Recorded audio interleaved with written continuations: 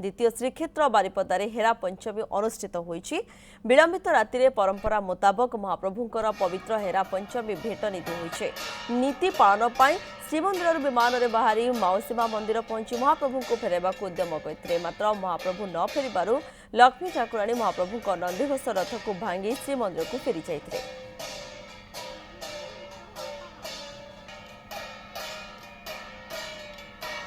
रथयात्रा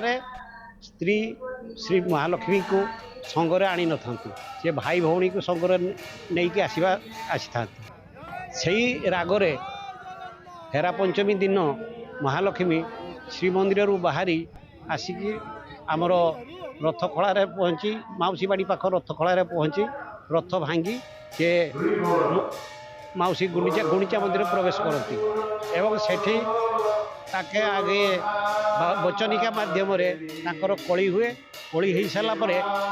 महाप्रभु कहती जे मु नवदिन यात्रा आसी नवदिन यात्रा सारी मु घर को फेरी जीवी से सी